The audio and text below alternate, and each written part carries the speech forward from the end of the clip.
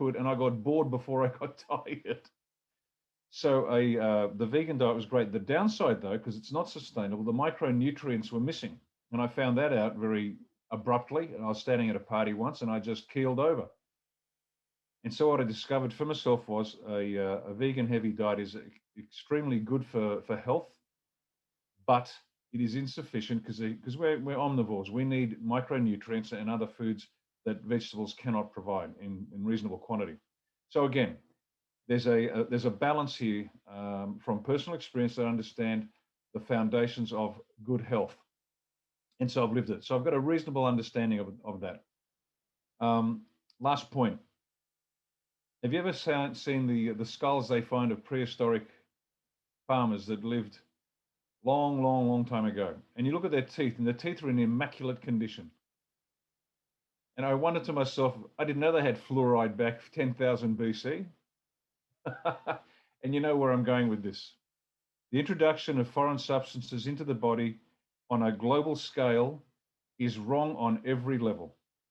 Not only is it destructive because the evidence is there to prove that, even specialists have come around. The Deputy Chief Dental Officer of New Zealand was sent on a world tour to examine what the other countries were doing in terms of fluoride, fluoridation of water, and the benefits to teeth. Well, after his magical mystery tour, he came back and said fluoride is killing people and it doesn't help. And so there are many things going on in terms of our health that either by intention or accident, our governments are imposing upon us, and the impact has been detrimental.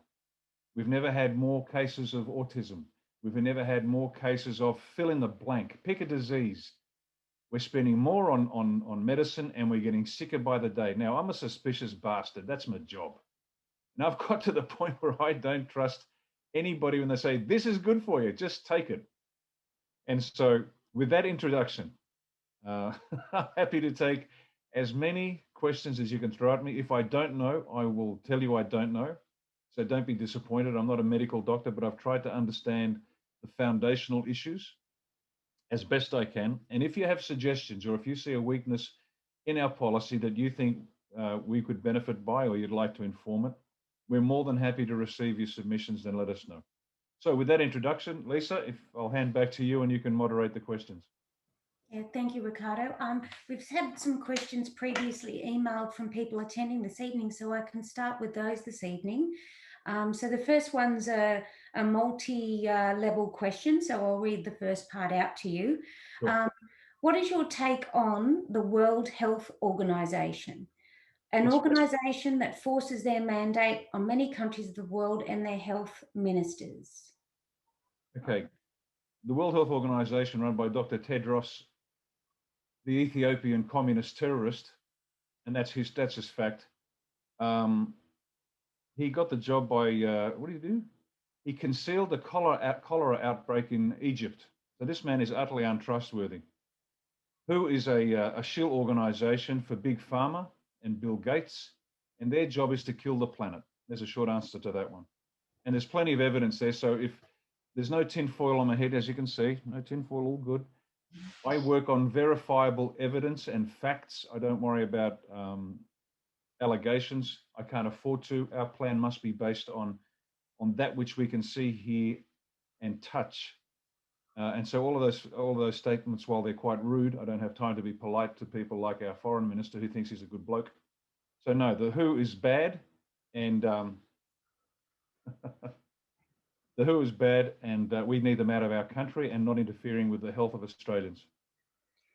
Thank you, Ricardo, because that sort of leads into the second question. Do you see that we can decentralize from such control that has been imposed on us, enforcing vaccinations and social distancing, and a lot to do with the COVID? Absolutely we can. Absolutely we can, and we should. And we should tell every globalist organization outside of our borders that if we want to hear from them, we'll let them know. Don't call us, we'll call you, and if the phone doesn't ring, it'll be us. We have enough, there's enough evidence and enough skill in this country to save ourselves, and that's what we come under the self-reliant aspect. If we need a strong pharmaceutical industry, we can build our own. But as I said at the beginning, that'll be predicated first on natural health.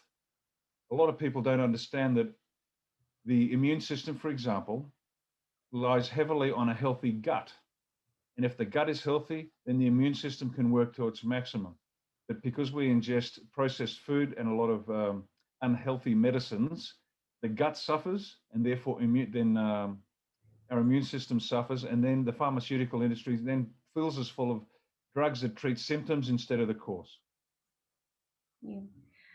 Thank you. Around vaccinations, somebody is asking, what can you tell us about Moderna organisation? It's another big pharma. It's part of the globalist shill organization. I don't trust any big pharmaceutical company, not one.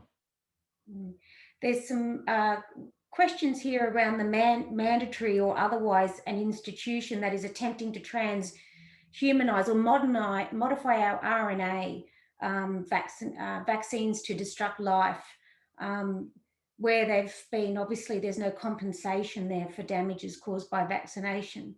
Do you see any sort of hope around what's happening there? Yeah, we stop it dead. A lot of the vaccinations have RNA in them, and it impacts upon the RNA. Now, you understand that this is like Dr. Mengele in World War II in the concentration camps. Mengele was a sociopathic nut job who would experiment just to see what happened. You've got to understand that sociopaths are running this organization. There's no study. There's no, to the best of my investigation, no vaccine has ever successfully passed a double-blind study, let alone attended one, which means we don't know what's in it. The pharmaceutical companies are immune from prosecution if it kills.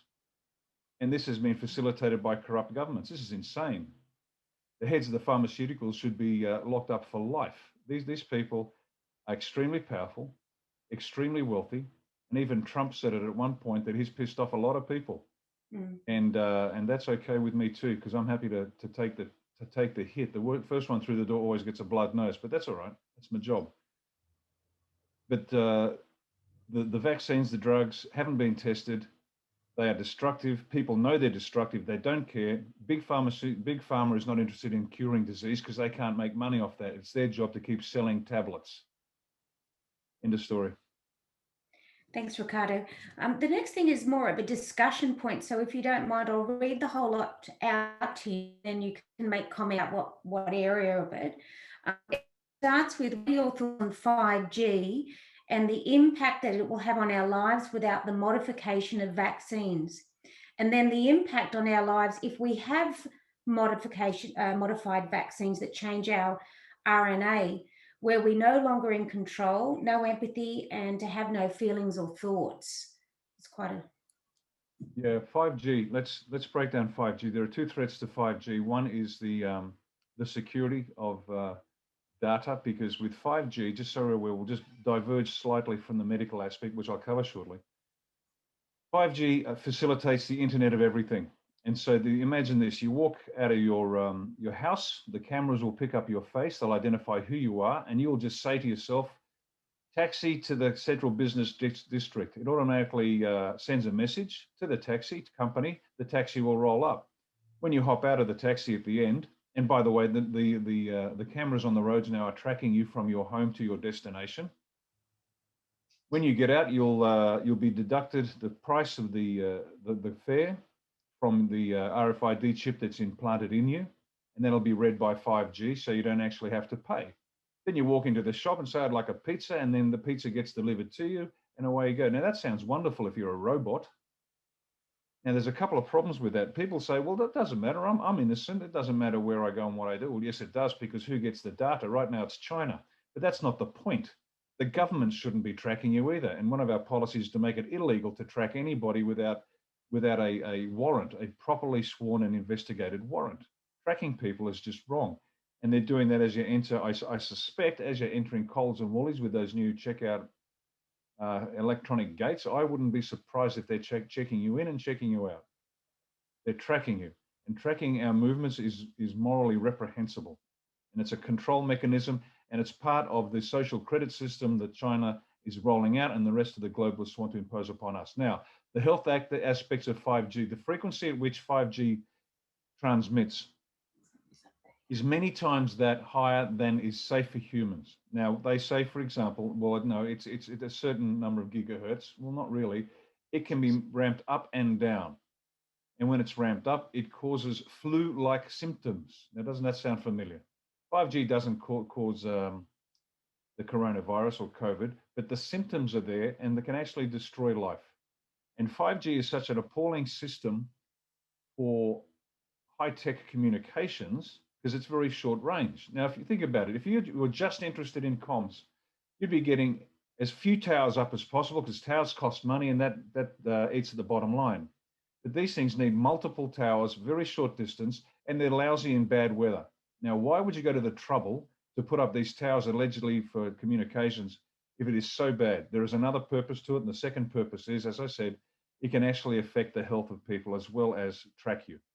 So 5G is unwanted for both health and security reasons, data security reasons. Our policy is that it will be stopped until it can be proven safe, and it's not proven safe, we'll tear the towers down and they can start again and we'll find another way around the problem. Lisa, there was another part of that question I'd just forgotten. If you could remind me, please. Yes, of course. It was around the effects on our lives, which you sort of covered without vaccines. But the person asking the question is, do you know about the impact on our lives with modified vaccines that change our DNA or RNA? Yeah, they're just experimenting on us. They're pumping us full of stuff to see what happens. They're like a sociopathic 10-year-old that pulls the legs off rats to see what a rat with no legs looks like. There is damage being done by injecting us with RNA, and the vaccines also can contain aborted the tissue and cells from aborted babies, as well as the heavy metals. And there's no logic to it. There is none. And only a sociopath would be associated with this. And only a criminal politician would allow this to be done. So yes, they're playing with us. There's I'm not sure if you're aware of the Great Reset being rolled out by the World Economic Forum at Davos. And one of their goals is to transition us from human to cyborg. They want to implant electronics into us to create the new form of human, a better human, they said. We want a better human, said good old Klaus Schwab. This is their goal. This is not, please understand, do your research if you don't believe me. Research the Great Reset, look at their own videos.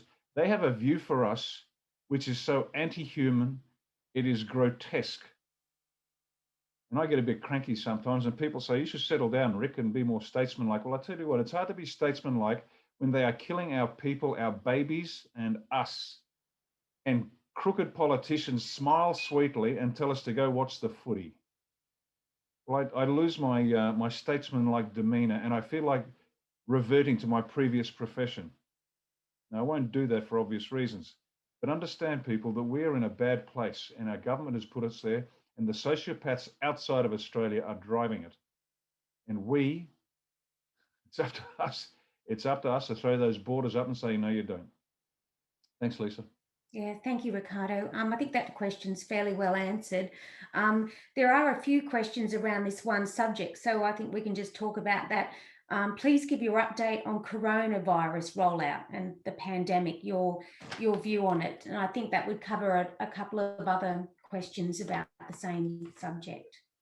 There is a question about whether the coronavirus was and COVID specifically, but the coronavirus was manufactured, was a bioweapon, was an accidental release, came from the wet market in China. All of that doesn't matter. I have an opinion on it, but it doesn't really matter. What we know is this. The lethality of that bug is no greater than the flu. We know it's a lie, that it's killing people, because if you look at the numbers, and even the formal organizations like the Centre for Disease Control and Prevention in the United States and its sister organization in the UK have indicated that very few people have actually died from COVID-19. And coincidentally, nobody's died of old age flu, dementia, heart attack, or anything else. We know it's a gross lie. So I never get involved in, was it a bioweapon or not? Because that's not the point. The point is they've created a scare. Coronavirus has been around for ages. It's just another type of virus. And as we know, the picture that they show us of the coronavirus is actually called an exome. An exome is an excretion from a cell that is in distress. Nobody's ever seen a live virus because there isn't one. This is theory. This is not fact. So it's an exome. It's an excretion of a cell under stress. Now, a cell under stress or being assaulted, that can come electromagnetically. It can come from emotion of the person. So someone who is upset will actually put their body under stress. Exomes are excreted. And that little picture of the horrible pink ball with the sticks on it is actually just an exome. See, this is the benefit of dumbing down the population, where they don't teach them their times tables until they're in year 4, like our children. That's why we pulled our kids out of school and started homeschooling, despite the pressures of everything else we've got going on in our lives. If you dumb down the population in terms of hard science, mathematics, engineering, then the people will believe anything because they just don't know. But it's a theory. The germ theory is only a theory. Viruses cannot replicate. They cannot survive. They've never seen a live one. Bacteria can replicate and live outside of a system. Parasites need a host. And these are all of the separate issues that are actually causing what people are calling COVID. Within 2 weeks, this is back in January, as soon as this thing reared its ugly head, I didn't trust anybody. So I contacted some health professionals and I said, what is this? And they said, it's a bug. It might be real. We don't know. But if you've got it, what you need to do is step in the shower and just breathe in hot steam through your nose for half an hour at a time, maybe do that a couple of times a day. And I said, why? He said, well, the stuff, whilst this particular bug is quite virulent, if you do get it, it can be quite damaging. It's extremely fragile and it cannot stand heat. That's why it lives in the nose. Because as we breathe the air from the ambient temperature, it's cooler than the rest of the body. So the cool air going through the nasal passages kills the bug. It needs to live there in the the hot air kills the bug. It needs to live in the nose because it needs cool temperatures. So when you breathe in the hot steam or the hot water vapor, it actually kills the bug, and that's all you needed to do. So the COVID bug itself, is it real? Yes. Does it kill? Yes. Has it killed? Very few. It's a lie. It's a cover story. It's a false flag. Use whatever word you want. That's it. The response to it has been a criminal act by our politicians to destroy us. Now, once again, there are multiple objectives by this. One of them is to destroy small to medium-sized enterprises and the middle class, because the globalists have difficulty controlling independently wealthy, intelligent populations. And that's what the middle class is. We can think for ourselves, we can look after ourselves, and they don't need that. They need serfs. So it's a very specific point of attack economically, very specific. And that's just one of them. So that's easier to control us when you have Amazon and the globalists delivering what we need, and then a bunch of uneducated serfs at the bottom end just turning up meekly for their work assignment if there is any work for them. This is why they wanted the universal wage. There's no logic to the universal wage, yet everybody has been pushing it. Liberal, Labor, Nationals and Greens. And ladies and gentlemen, please, I know there are some Liberal, Labor, National and Green spies on the show tonight. There always are, and they're more than welcome. They're welcome to grow up, to step up, and become humans. They think it's a bit of fun and games. If we can, let's get into Australia One's discussion. But understand this: you're destroying your own country, and if you're dumb enough to think that you're going to be the ones that survive, that's what every socialist revolution does. They will use you and then kill you. There were people under Soviet Russia that were shot by the Cheka, which are the precursors to the KGB, and they killed millions, one bullet at a time. And these fools would stand up against the wall and say, "Long live Stalin," as the bullet went through their brain. This is what we're up against. This is real history. This is another thing they want to not teach you. They don't want you to know history. As far as they're concerned, history was the last episode of Married at First Sight. This is the tragedy. So all you Liberal, Labor, Nationals and Greens, not good voters that trusted them, but the goons and stooges that are lying to the people, best you wake up. Best you wake up. Thank you, Ricardo. I was going to mention a lovely email I got from a gentleman that had lived in a communist country that explained very briefly to me today what they were observing happening here. Now they live here, and they've just made a comment because they're joining with us this evening. And I just wanted to let you know, from someone that's lived it, they said, "You're 100% right, because I came from a communist country." So, and most of the people that are standing up and being very robust about this are people that have experienced this type of lack of liberty elsewhere. because they know what they're seeing. Yeah, just on that, Lisa, like many of you, I'm of a certain age now. I've been on the planet for 60 years. And I remember growing up in the 60s, and even as a young child in the 60s, I remember feeling a revulsion to what I could see going around, even as a child, because our family friends, we had family friends, and two of them were survivors from Auschwitz. And I remember as a little boy saying to the woman, the mother, I said, "What's that number on your arm?" And she said, "Oh, that's my telephone number. I write it there because I keep forgetting my own phone number." And she said that to still a young child's heart. But I understood what she was saying because we know what totalitarian really looks like. Totalitarianism really looks like. We understand it. We know what's coming down the pike. And so I'm glad we've got men and women of a certain age with a certain level of intelligence that know what is coming. So thank you very much to all of you for understanding that and taking this stand, because it's very, very important. Thanks, Lisa. Yeah, thank you, Ricardo. I'll just read out a question because it'll lead into some other ones that I have. What are your policies on promoting preventative natural health programs moving from a sickness model to a wellness model? Will and how will you support and protect holistic health practitioners who educate people on the laws of nature to heal? Oh, absolutely. Excellent question. We'll be facilitating an industry, and we want Queensland to become the centre for preventative health. Again, following that wellness model rather than the illness model.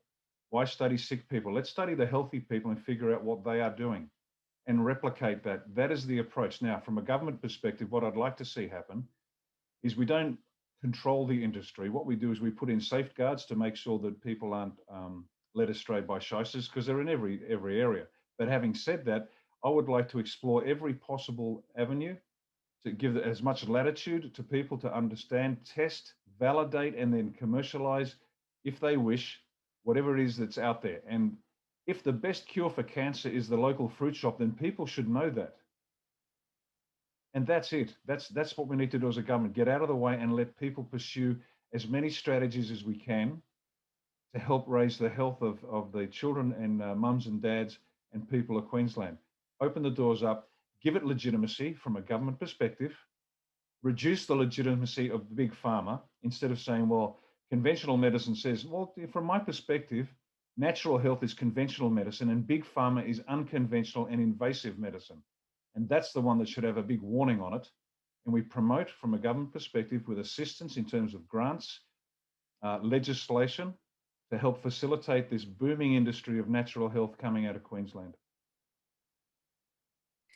Thank you, Ricardo. I think you answered multiple questions there, because it was about how would you classify proven natural therapies, and how do you see this happening? So I see that was around policy and some safeguards. There's been a few questions too, just to go on to that. Subsidies for natural health, similar to the pharmaceutical benefits scheme. Natural products and nutritional supplements can be quite expensive. Do you see something about that? Oh, absolutely. You betcha. And the way we'll fund that is that and don't get me wrong, there's some medicine that must be done. For example, if I'm in a motor vehicle accident, I have multiple injuries. Now, a glass of vitamin C is not going to do it for me. So we do need, emergency skills. Don't get me wrong. So the traditional doctors out there, don't think I'm against you. I'm not. But certainly, if we can pay tens of millions of dollars to big pharma for nonsense drugs, I'm sure we can fund and provide a similar model for natural health remedies that are expensive to produce, but because they are natural and they have a proven result on human health, then they can fall into that same category. And that's one of those practical steps that helps the industry grow. Yeah, thank you, Ricardo. So going on to that, around the natural therapies, I think recently I was informed that the rebates for a lot of natural therapies were withdrawn. So therapists that went to a lot of trouble to sort of, I suppose, jump through the hoops to be able to provide that for their clients can no longer do that. Could you see that could be reinstated? Absolutely. And let me give you an analogy, and it's not to do with health, but it does in a way. Cigarettes, tobacco. I smoked for 30 years. I don't now, and I'm glad I don't, but I smoked for 30 years.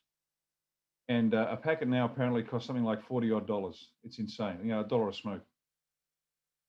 Now, the government recently introduced a $225,000 fine, I think that's right, if you import vaping products to Australia.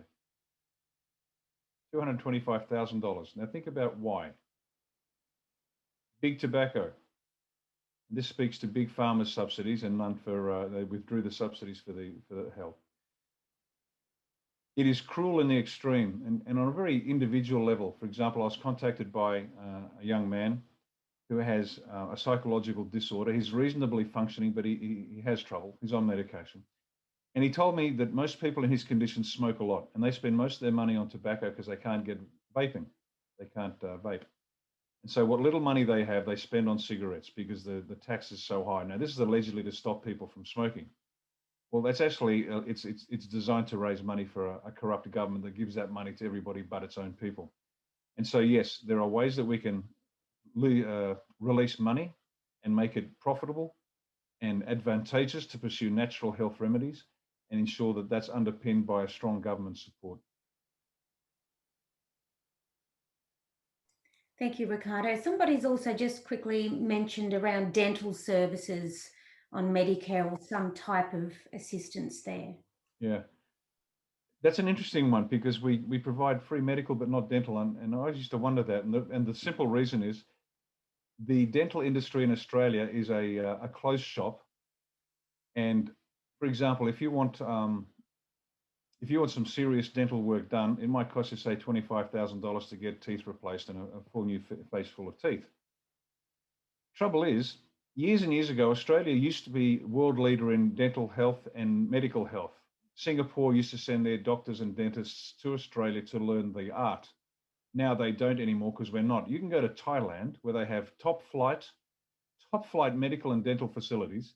You can take your whole family to Thailand, get a mouthful of new teeth, stay there for a week, have a holiday, and still come back with change compared to what you'd be paying in Australia. The dentists in Australia have a closed shop and it's extortionate. Now, to open up Medicare immediately to dental work would break the bank. So what we have to transition to is coming back to this wellness model, get fluoride out of the water, make sure people look after their teeth so we reduce the burden on health. This is one of the greatest burdens on us as taxpayers, is that we put so much into Medicare, and nobody denies that we should look after those that cannot look after themselves. This is not a third world country. Nobody should be denied medical care based on their wallet. I get that. In time, I would like to see dental services covered under Medicare, but we've got to transition to a point where people understand that there's a better way to do this. As I said, I mentioned at the beginning of that story about a prehistoric skull with a full set of teeth.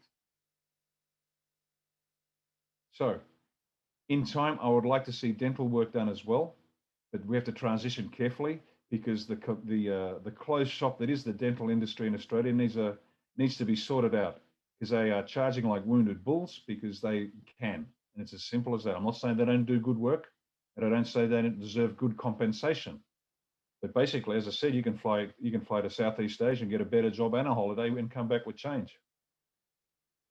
And it's not the government's job to subsidise a closed shop, a closed industry, if that makes sense to you. Yeah, thanks, Ricardo. Actually, just in the last few days, we've been speaking with people just like you spoke about that young chap before that had some emotional and some different stresses. And so this question kind of relates to that. It says, what is your take on the mental health industry and the possibility of using natural coaching methods for people with mental health issues? Yeah. I've been recently speaking to a psychologist on this to develop a mental health strategy that can encompass private practice, public practice, psychology, and psychiatry. Now, all have a contribution to make. Let's deal with psychiatry first. The psychiatric profession has done good work, but there are also some problems there because the drugs being issued too easily and wrongly and experimentally need to be reviewed. Mental health is an issue.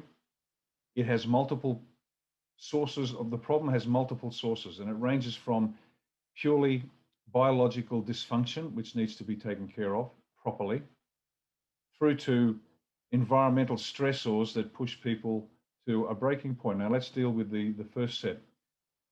these days, unfortunately, what they do is they'll put them in a halfway house in the suburb with minimal supervision and minimal care. Dope them up and just keep them there. Now, how do I know this? Because there was one just down the road when I lived in Adelaide. And I used to watch these poor sods that just sit there all day smoking, taking their drugs, and it wasn't a life. There was no care as such. This is the outsourcing of medical care. I'm not suggesting we go back to the bad old days of the mental asylum, but there is an intelligent middle ground where those that need ongoing help are properly cared for. And it's a particular concern for the parents of children who have these issues, because they know that when they pass, what's going to happen to my son? What's going to happen to my daughter? I have a colleague whose daughter suffers terribly. He's in his 70s. The daughter's in her 40s, and he knows that her life will be miserable the moment he passes. And so we need to make sure that our most vulnerable are cared for in a dignified way. How would you like your mum and dad being taken care of if they were ill? How would you like your kids taken care of if they were ill? And that's the measure we have to take. Now, in terms of the environmental stresses,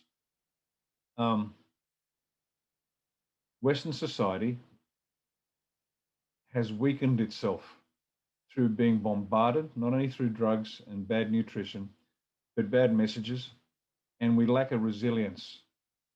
And the imbeciles that run the education departments think that you create resilient people by not challenging them ever. Now, that is just counterintuitive and wrong. You develop resilience, personal, emotional, physical, mental, psychological, even spiritual resilience by facing challenges. Now, how does that work? Well, you've heard the story about the participation trophies at school. Everybody gets a trophy.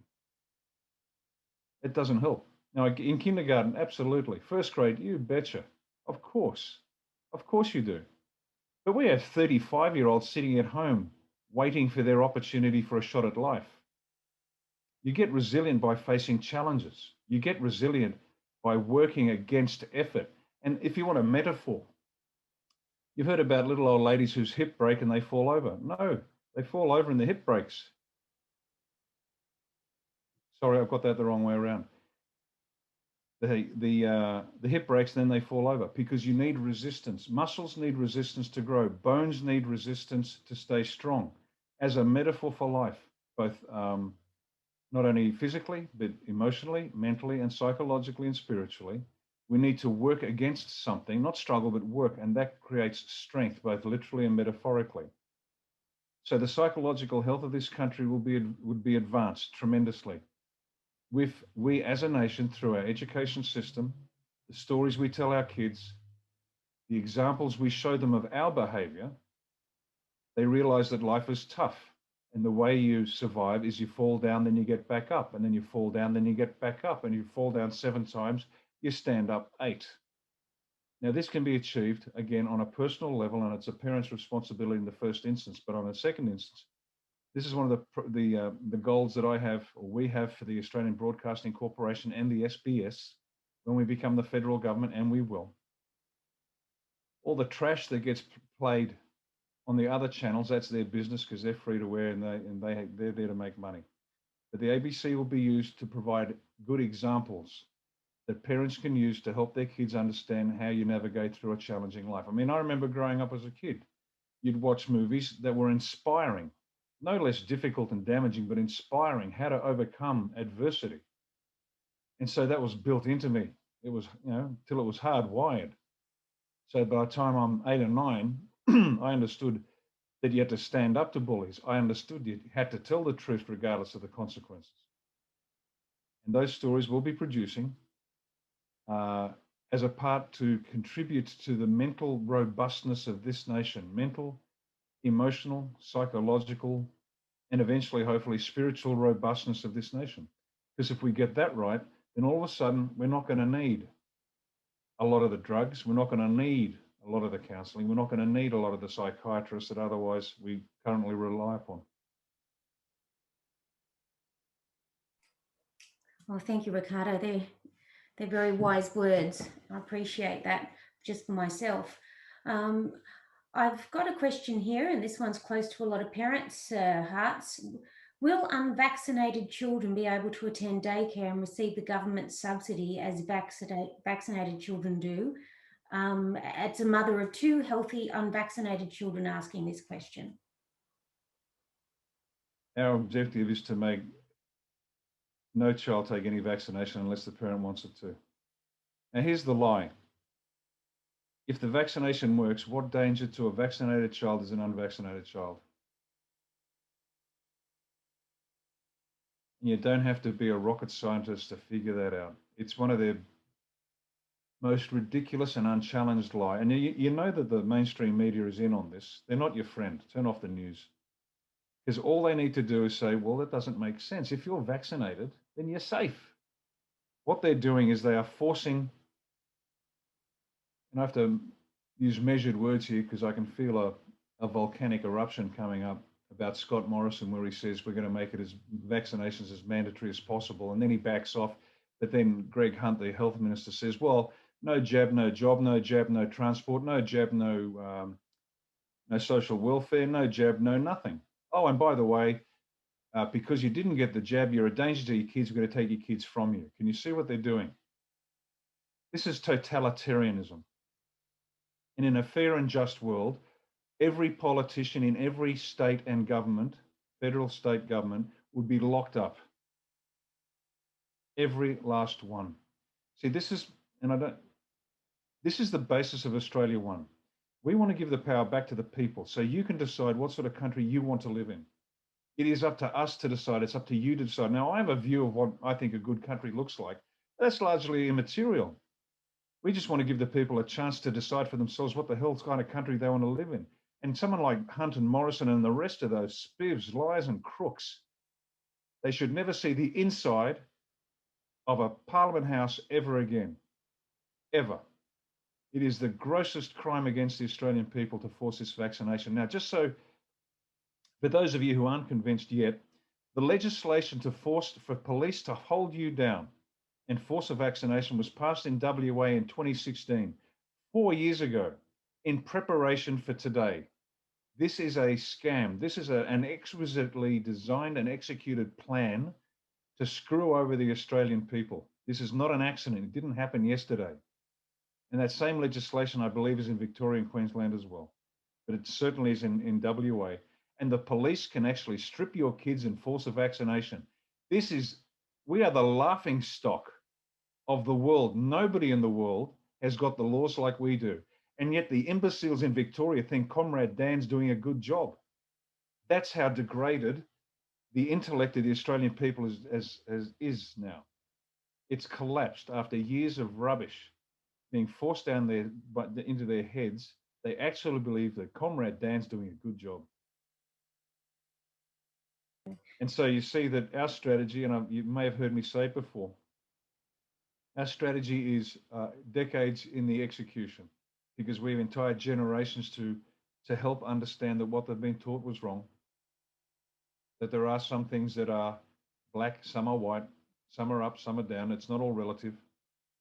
And you can't live a decent life unless you're informed and educated and free to make up your own mind, but based on good evidence.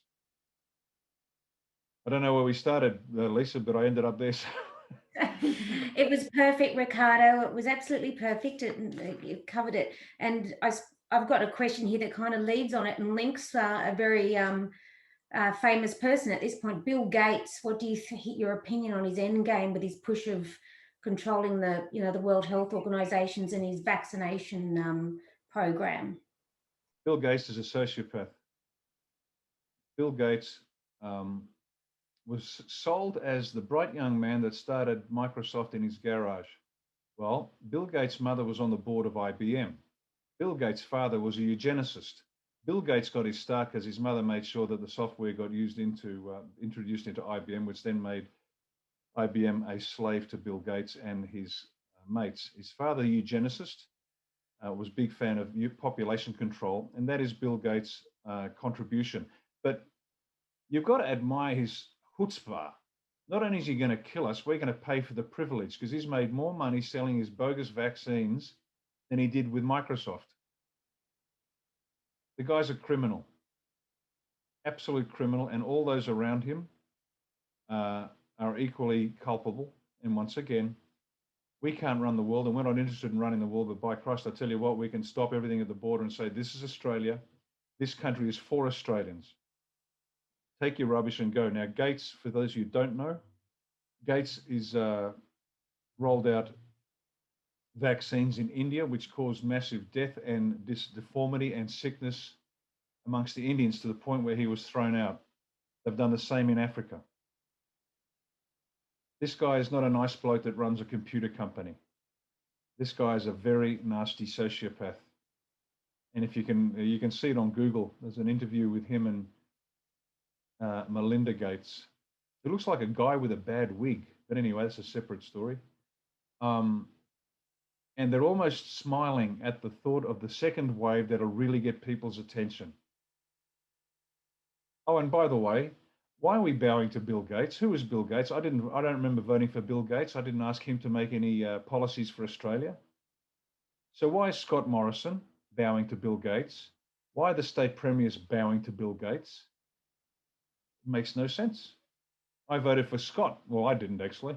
I wouldn't, but you get my drift. Now, just on that, while we're talking about it, have you noticed how the premiers and the prime minister sit back and say the experts said? And how Comrade Dan stands in and says the chief medical officer has told me this, as if he has to follow the chief medical officer's opinion. See, there used to be a thing called ministerial responsibility. Now, we know ministers don't have the expertise to run their departments. We know they're just imbeciles.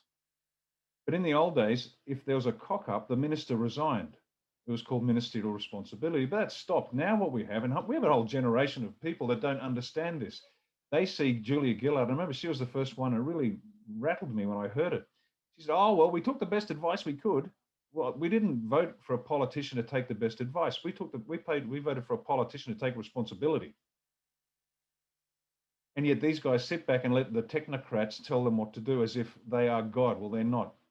We voted for politicians to weigh up all of the possible considerations and come up with a balanced solution for the good of the country. That's what a politician's job is, not just to blindly follow some imbecile. And by the way, the chief medical officer or health officer, whatever he is in Victoria, the alleged professor, has done virtually no primary research on any subject. And all of his peers are saying, who is this guy? This guy shouldn't be a professor. He's nobody. Oh, and by the way, he's connected to another organization which is connected to Bill Gates. Oh, what a shock. Thank you, Ricardo. It's a con and a scam. So, Ricardo, I've got a question here that says, so what power will you have, Rick, to change this? The power of the people, legitimacy. That's why we're running. We can't impose this on anybody. We need people to stand up and say, when you roll a policy out and say, this is what we want, and the people say we want it, and then we roll it out. We've got to start small. Now, if Tracy and I get in Nicklin and Tracy gets in Currumbin, I pray to God we have the balance of power, because I've got a few things to say to the government and they're not going to like most of it. And if they force us to a new election, I'll say, oh, bring it on. Bring it on. I'm happy to go to a second election and we'll have more candidates and we'll have more than the balance of power. But the people will know exactly what we stand for. We have a very detailed policy platform and they can look at it. They don't have to agree with it, but at least they know what we stand for. And then we'll just change the laws. People think laws are sort of came down with Moses in tablets of stone. Well, they didn't. Every law can be changed, just like every government can be changed. But we get enough people, that's the authority we need. That's it. We can change everything with the will of the people.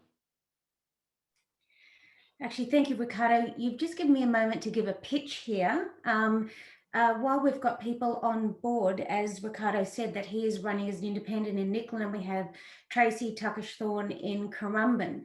And as Ricardo said, this is people power. So we're relying on participants here this evening to share this information if you like what you've heard, and share about Ricardo and Tracy with anybody you know that in those electorates. So, and tomorrow night on the Facebook, we're also having another talk with Ricardo, Meet the Candidate. So if people want something done, Ricardo can't do it without the backing of the people. So that was just, sorry, Ricardo, I just thought I'd take a moment to give a little bit of a pitch there.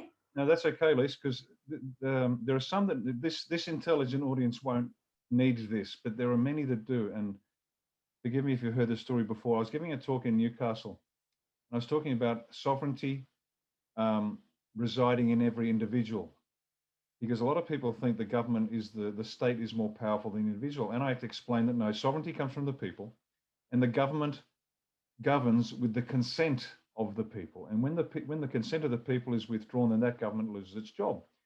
And this young lady, the bar girl at this RSL where I was giving a talk, but she said, "But I'm nobody. I'm just a barmaid." And I said, "And you are sovereign.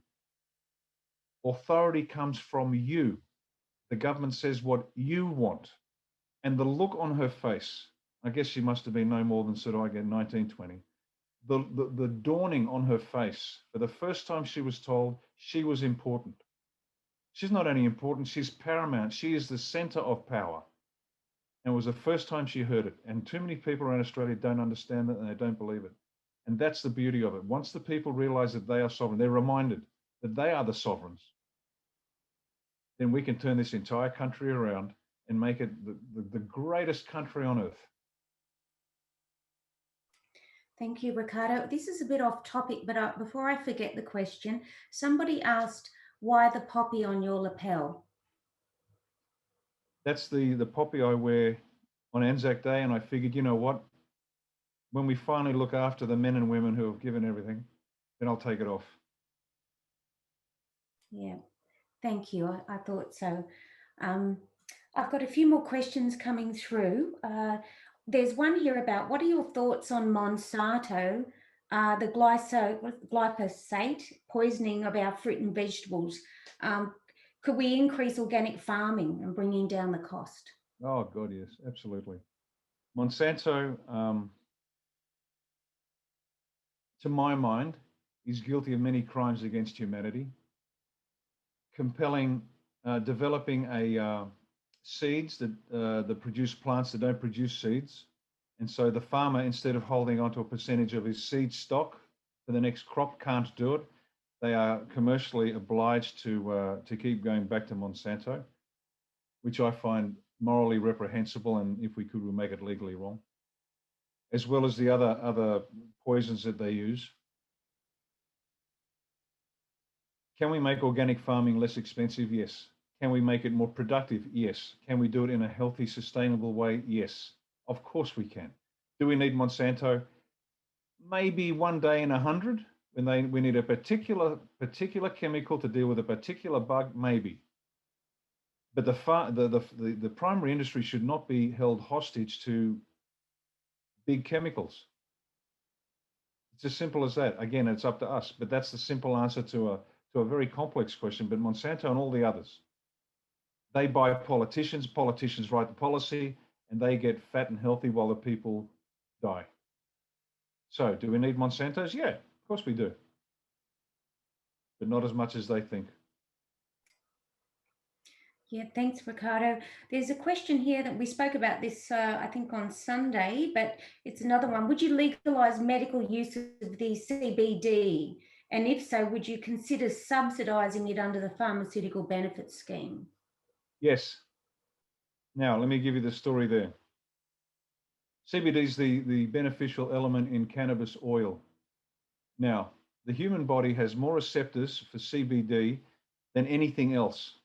And so when you take the cannabis oil, and this isn't to do with the THC, which gives you the high. It's got nothing to do with the THC.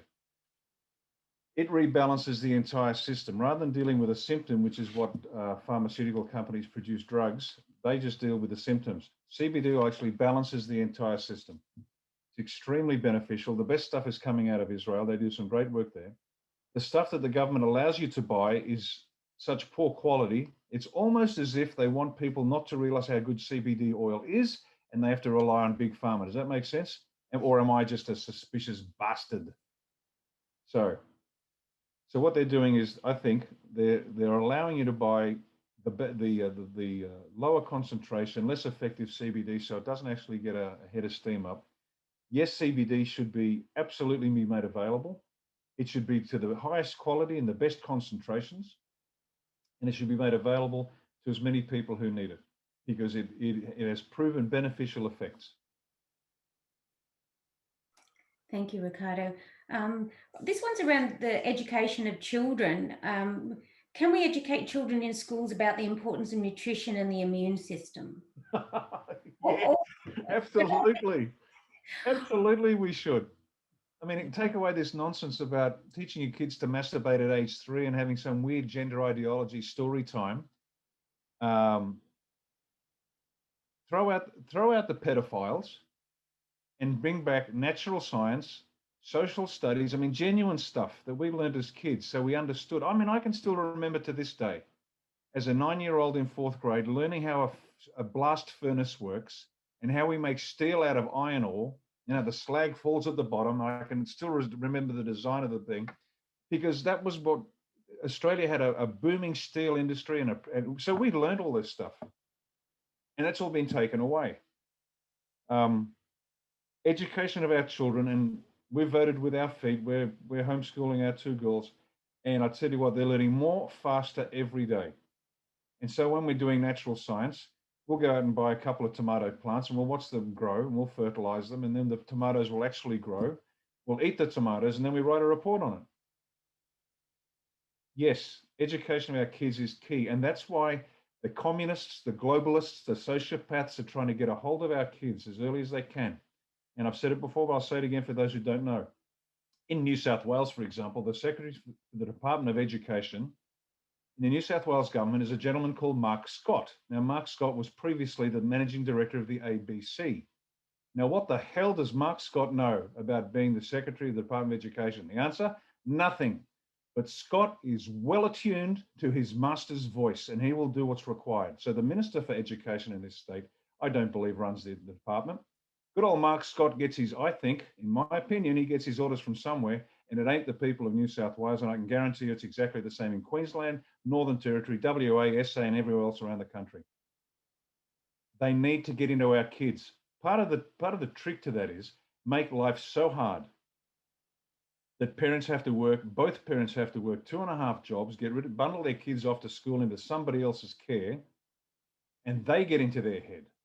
And so by the time you come home tired from the day, both mum and dad, you're both cranky, and the kids, you have no idea what's been going to their head. Let me give you a little insight. NESA in New South Wales, they're the body that monitors homeschooling, have been inundated with requests for homeschooling because mums and dads have finally realised what their kids are not being told. And so they are now inundated with requests for homeschooling because they just know. Here's one of the metrics. Now, look, politicians never give you a measure of success. All they do is make ridiculous promises. Well, here's a measure of success. Our goal is to make the economy and the country so powerful and strong that one breadwinner in the house is required to buy the house, raise and educate your family, and have a decent sized home. Now, there's a practical metric for the people of Australia. Because kids need a mum and dad. They don't need carers. They need a mum and dad, those critical early years. Now, so every policy that we do, if we can get the wages in this country to a point where a single breadwinner can buy a house with a good backyard, a good sized area, and one is able to stay home. And if you both want to work, that's fine. But for those who want to raise their children, because it's the single most important responsibility any of us have on this planet. No good saving the planet if your kid ends up dead at 18 with a needle in their arm. That's not a success story. So there's a metric for you, folks. I want to make sure that you can buy a house. One of you stays at home with the kids and raises, and the other one gets to work. And who doesn't, that's none of my business. But let's raise healthy, integrated, intact, balanced, resilient families. And there's the foundation of the future of Australia. Yeah, thank you, Ricardo. And I suppose, I'm not sure whether this is going to put a bit of a dampener on it, but this question was talking about the issues of domestic violence here in Australia, some of the highest in the world, which have increased obviously during the lockdowns. How do you hope to address that? Yeah. There's an ad by Chopper Read. He's talking about domestic violence. And he says, I'm not a hard man, but I've broken some men that thought they were hard. And if you bash a woman, you come in here, you're going to get it. Point number one, men don't hit women. I'm all for equality, but you know, I'm 107 kilos. Now I've been hit by a few women, but I've never hit me. I probably deserved it, to be honest. Now, on a more serious note, domestic violence, first of all, the figures are suspect because the people collecting them have an agenda. Let me give you an example. I'm not saying there isn't domestic violence, and I'm not saying there aren't solutions that must be pursued, but let's just keep this in perspective. Who's giving you the numbers? Just in the back of your mind, answer this question. Which relationship is most violent? A heterosexual relationship, a male homosexual relationship, or a female lesbian relationship? Which do you think is more violent statistically? Well, for those of you who don't know the answer, a lesbian relationship is the most violent relationship there is. So there is domestic violence, but it's not a male issue. Males that hit women need to be locked up. I get that, don't worry.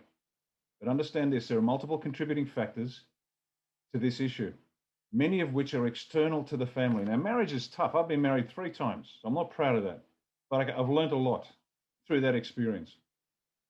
Marriages are tough enough as it is. But the external pressures being placed upon both women and men in families are extraordinary and are unprecedented in our country. What we can do as a government is to reduce that pressure as much as we can. As I said earlier, this is an integrated plan where we have a strong economy, so there is employment, there is wealth creation, there is comfort, and those external pressures which lead to or contribute to some of the domestic violence are relieved. Plus, women need support, but men need support. Both sides of the equation. This is not a female-only problem. It is a delicate and tough issue that must be dealt with, but what's been done to date has not worked. That's because we have people that don't want to to fix the problem. They are just pushing an agenda. If they can smash the families up, that's great. I remember every time you hear one of those imbeciles from the Labor Party say, oh, well, the lockdown has affected women most. Really? Men are killing themselves at a great rate of knots. And yet the line that they want to push, the Keneally, what's her name? That imbecile Keneally. They're always pushing this feminist thing. What they are intending to do is divide husband against wife, man against woman. And it is unrelenting. Women are now out entering university than men. Why do Australian mothers hate their sons so much that they don't speak up about that? Can you see what they're doing? Yes, it is a real issue. Yes, men that beat women should be locked up. But understand this is part of a strategy. They are dividing men against women, husband against wife, children against parents. And so we can't do what Big Pharma does and treat the symptom. Let's treat the cause. Let's get back to a wholesome nation, a wholesome life, a balanced life. Reduce the fake pressures imposed by bad governments and let people get on with life. And life's tough, I get it. It is hard. And I've bounced off poverty. I mean, I have been to Coles and I got that sick feeling in my stomach when I swiped the card, hoping that the $23 worth of stuff that I bought would pass. It wasn't a fun experience, I can tell you that. I've been there and it's hard and it puts pressure on people. So it's a tough and delicate area, but what's been done to date has been in order to damage the family because they need damaged families. And so we're going to fix it by providing support to both men and women, but where we can help. It's not government's job to save each individual family. It's our job to let them become what they can be, but take the imposed pressures, damages away from the outside and let them live good, productive lives. Yeah, thank you, Ricardo. This one's off the health and mental health and physical health topic, but it's a question that's been asked. So can Ricardo talk about the ways forward within politics and its challenges? Example, the vote count by China, preferential votes, and the two-party system that has issues. And how can we combat what's happening in this environment? Yeah, okay. We're in a unique time in history where Australians are waking up to the fact that their political system is utterly broken. The vote count is rigged. Everything is against us. But the one thing we have is the people. They're waking up and beginning to get active. Now, on a practical level, the vote, the Chinese are involved in the count. They have the electoral roll. If you wanted evidence that Palace Chook in Queensland needs to be locked up, that's enough right there. What we need to do is this. When the election comes, the numbers are so overwhelming that they can't fake the result. We can't allow it to go to preferences. We need an overwhelming victory for whomever the people want. Overwhelming. On a practical sense, we will introduce optional preferential voting. You can vote, you can add preferences if you want to, and if you don't need to. And we're going to introduce a box at the bottom of the ballot says no suitable candidate. And if no suitable candidate box wins, you go back to the election and get some new candidates. Because I am sick to death, and I'm sure you are, of being compelled to vote for crooks and pedophiles and spivs. Now, this jerk turns up and says, vote for me. Why? Who are you? What have you ever done for me? A1 will be picking its candidate from within the community. And we're looking for people who have served and who have worked in that community, and they are known, liked, and trusted. So when they vote, when it comes to election time, you know, Jacko turns up and says, hey, there's Robbo. What are you doing here? Well, I'm a candidate. Good on you, mate. You've been down running sausage sizzles at Bunning for the last 12 months for the swing set for the kids in the cancer ward. I'll vote for you. And they're going to vote for him, not because he's got A1 next to his name, but they vote for him because they know, like, and trust him or her. That's what's going to support, at the deepest level, a reformation of an Australian political system. Now, we've got plans for a constitutional convention. There are technical things that we have to do. One of them is a constitutional convention for Australians to decide for themselves what sort of nation they want to live in. Because the current constitution has been corrupted illegally by the creation of the Queen of Australia by Whitlam in 1973 and by the Australia Act in 1986, which removed the Queen. It's just illegal. So we have an unconstitutional constitution. So our position is this: we're going to go back to the 1901 Constitution as a start point for but that's not even enough, because even that is not enough, because Dan Andrews, what he's doing in Victoria isn't entirely unlawful.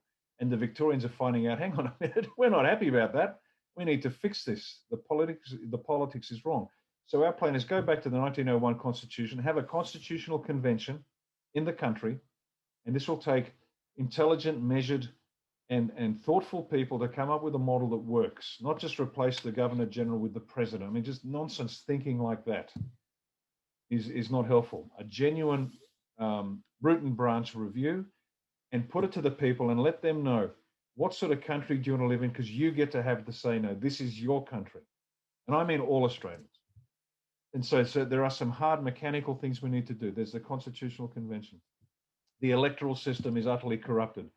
You know, I heard a good joke the other day.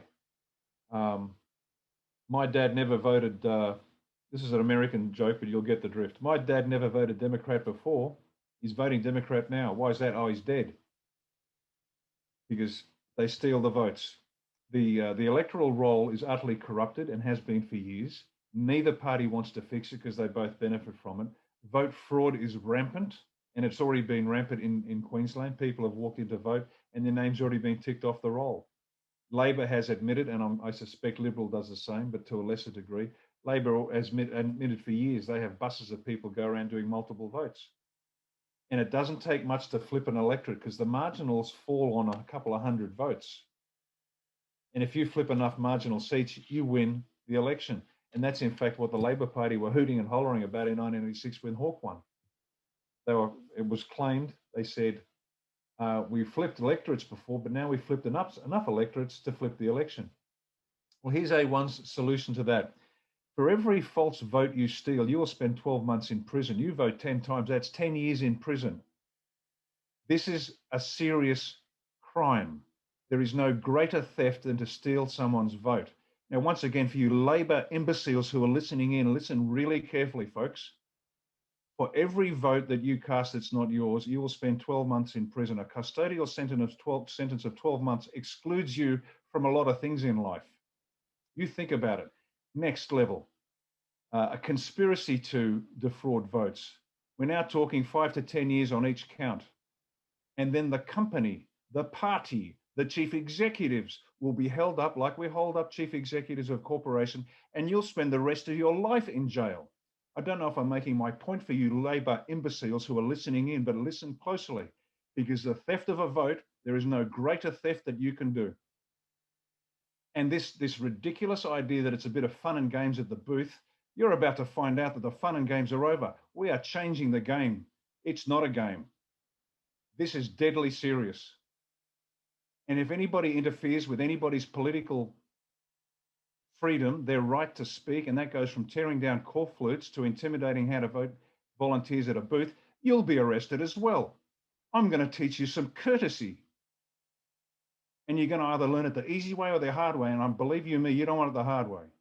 So, long answer to a short question. The political system needs to be fixed.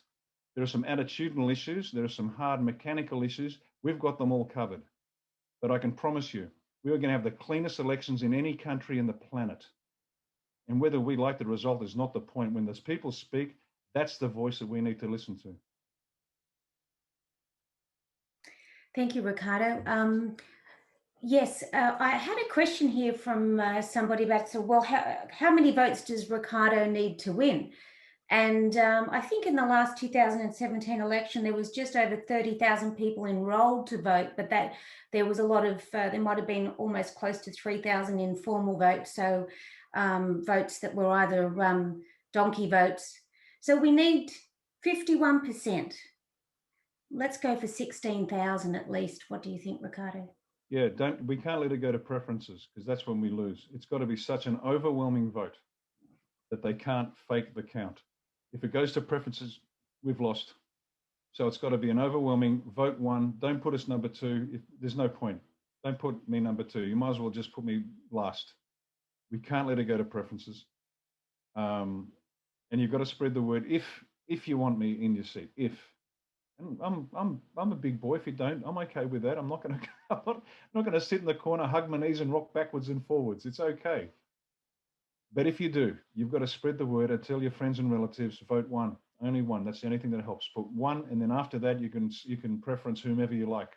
And our how to vote will have both preferencing Labor or preferencing Liberal. You can go either way. We have a split ticket. But if you do want us A1 in Nicklin, and if you want this approach to changing government in Queensland and then eventually Australia, we need, as Lisa said, we need 50% plus one vote on without preferences, and then we're in. And then watch the world change. All of a sudden, you'll have an MP that responds to you 24/7, 365, because I work for you. That's how it works. And just on that, one more insight for those who may not be aware. We're going to run the party the way we think the country should be run, meaning we're going to have recall elections. So if your candidate or your member ceases to meet your needs, they make a bunch of promises at election time and they don't meet their needs, then let's say 20% of the electorate is the threshold. If 20% sign up to a recall election, you can sack your MP at any stage and they have to recontest the seat. That means that they must respond to you every day of their term, not just every 3 years when they're looking for the next election. Does that make sense? That's how we're going to do it. That's how it works in the party. So even executives in Australia won, they face recall. I face recall. If I fail to do my job and the party says, you're out of here, Bosi, we don't like you anymore, then I've got to face a recall too. Everybody has to be responsive. But this way, you get control of your MP 24/7, 365. Now, how about that? Do you think he'll be responsive to your needs? Well, you bet. Because once they get their nose in the trough, they don't want to get it out. And that's what we need. So instead of being beholden to the party, they are beholden to the electors. Ricardo, I've got a question here and I'd like to maybe help answer it if that's all right, because somebody's asking, what's the strategy to get 16,000 votes? How can we assist? Well, that's my area. But what I want to say, it's the people that make the difference. And Ricardo is, because there's some questions around big business funding. But as Ricardo's always said, this is a grassroots effort, and I cannot tell you how humbling and joyful it is to see the people that are standing up for Australia and backing Ricardo in Nicklin and Tracy in Currumbin. What wonderful quality people they are, but it's those people, it's you guys getting onto the streets of the Nicklin electorate and sharing information about Ricardo, because once people look at our policies and listen to Ricardo speak, they can make up their mind for themselves. So how can you help? Well, you can flood me with emails of offers to walk the streets. I've got someone that'll organise you and hand out flyers and speak to people. And before they get to the polls, and we're on the final run now, so we're speeding up. And so put your money where your mouth is and send me an email. So sorry about that, Ricardo, but I thought I'd take advantage of how can we assist. No, thanks, Lisa. That's fine. And if people want to know the policies, you can go to the Australian One Party website, look at the policy document. As I said, we've got an updated version coming shortly, but there's plenty there. But if you want the A4 sheet, you can contact Lisa and she can email it to you, and then you can print it out on your home printer and just walk the streets and hand it out. And you can look at the sheet, it's there, and it comes under a heading so you can understand where we're coming from. It's very clear, it's very simple. And so just contact Lisa, she'll email it to you, and then you can, as I say, print it out, walk the streets, letterbox, raise awareness. We've got a few days to go. Yeah, thank you. Ricardo, some of the questions seem to be finishing now. There's just lots of really good chat going on amongst people in the background. So if anybody has any specific final questions for Ricardo before we close out, do you mind typing them in? In the meanwhile, there's a lot of chat, so I'm sifting through it to see in case I've missed anybody. So I apologise. It's most people are just very happy to hear that you like to look at the root cause of these issues, whether it's domestic violence or health issues, Ricardo. So there are questions about what's happening with Australia One in New South Wales. Would you like to just give a brief, because we do have people interstate? Sure, and this applies to everybody around the country. We have many thousands of supporters around the country, and we're not even a formal party yet. I mean, many thousands. I can't give you the exact number because that's what my adversaries want me to reveal. But I'll give you a nice conservative number so you know how strong we are. We have in excess of 5,000, and it's a lot more than 5, but let's just leave it there. So we've got 5,000 people around Australia that have signed up who are just waiting. And what they're doing, the process is quite simple. You sign up as a supporter, get you working with children's check, keeps the pedophiles out. Then you started forming a supporter group or a branch, minimum of 5, maximum 30. And your whole purpose is to start the process rolling of professionalizing your organization. So you have meetings, have agendas, discuss what you want to discuss, but your primary responsibility is to grow the party, grow more, spread the word. Because when the collapse of faith in the major parties happens, and it will come, there will be a massive collapse. There'll be thousands of people, tens of thousands of people around the country that want to join up, and we need to be up and running. The analogy I use is this: the SS Liberal, SS Labor will sink. They'll hit the big iceberg called the truth, and they'll sink, and all the passengers will be swimming in the North Atlantic looking for something. And up will sail the Australia One Ark, and this beautiful, strong ark will swim up, and we'll take them on board, put a blanket over their shivering shoulders, give them a cup of tea or coffee or hot bone broth, and say, welcome aboard, and we're going to sail off into the future. But we need to build that ark. Now, we have state coordinators in every state. If you're having difficulty getting through, be persistent, because there are more people than we can currently handle in our systems. I personally have dozens of emails, phone messages and SMSs every day that I've got to get back to. But be persistent, but spread the word, build the party, because we need to be up and running. So we don't want to be building this late. We're building it now. That's phase one. Build the party, build the party, build the party. So in New South Wales, we've got, like every other state, we have a state coordinator. Contact them, find out what you can do specifically. And if you need resources, contact them and say, I'd like flyers, I would like this, I would like that. We'll get it to you, print it out, spread the word. Because just so, look, after this election, we're not going anywhere.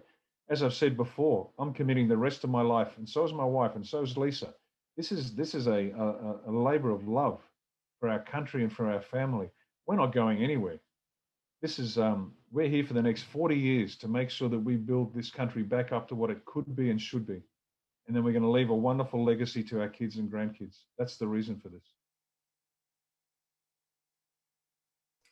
Thanks, Ricardo. Look, I've got one of our absolutely lovely supporters, Ron, here that would like to provide a quick report on what's happening at the pre-poll booth to you. And we've had a few people ask about that. So do you mind if Ron just steps forward and gives you that report? No, absolutely. A report from the front lines. Absolutely. Give it to us, Ron. Ron, when you're ready.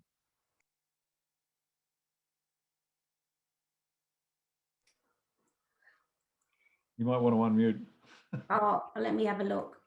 Stand by, everybody. I need to find Ron. There we go. Oh, yeah, got you. Okay, better.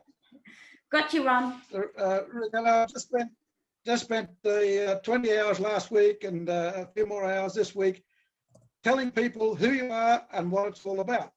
Now, the first Monday when I started, I probably got about 10% of the people coming in to vote would stop and take a flyer. But then that's increased now, and I'd say today, I'd reckon I've had close to 30% of people actually stopping and talking to me. And there are other people walking past saying, no, thanks, I got one, and they're holding up the flyer. And I think what's done this is the letter drop into mailboxes and the post office sent out. Now, Lisa, when's the next lot going to go out? Is this week's gone out yet? Yes. She's not listening. I'm listening, Ron. I would never not listen to you. Yes, there's a mail out going this week as well. It should be hopefully by tomorrow. They won't give us a day.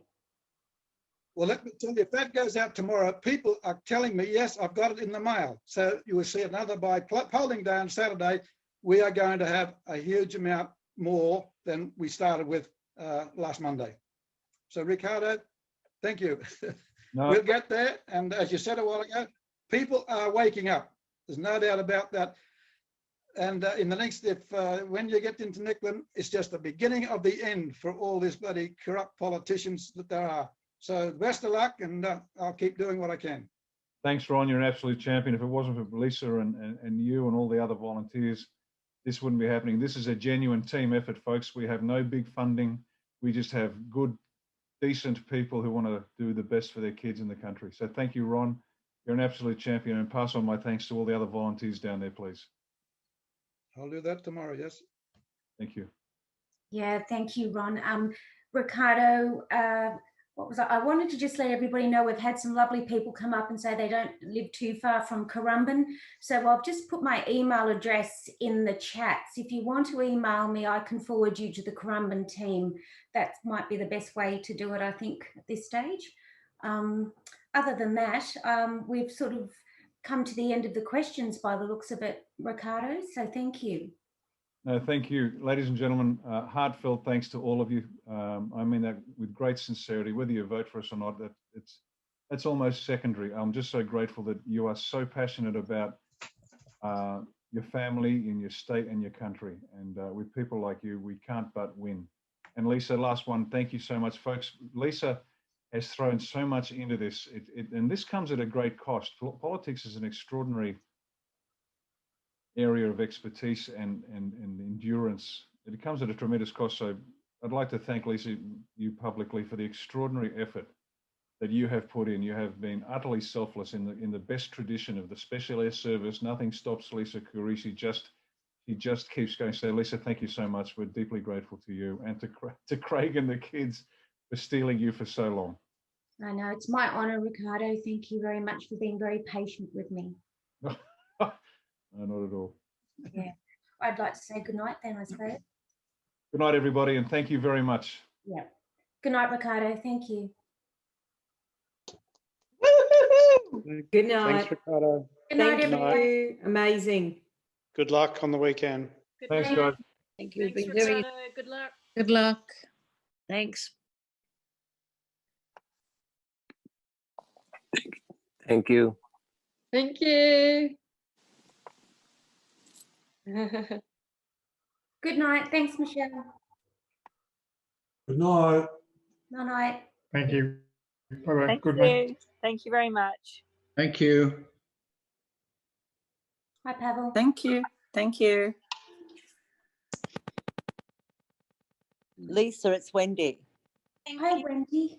Hi, just regarding Currumbin, we need some help on the weekend. I've been putting out a call for scrutineers and to hand out at some of the polling booths. We've been let down a little bit.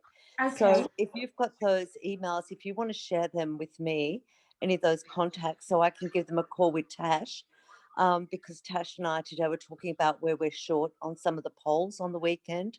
That would be great for handing the how to vote cards. And if anyone's got the time to do some scrutineering, that would be fantastic as well. Yeah. Thanks, Wendy. I put my email up there for these guys, hopefully to get to me. But what I'll do is I'll do a big email out tomorrow morning to all the people on the Gold Coast area for you, if you like.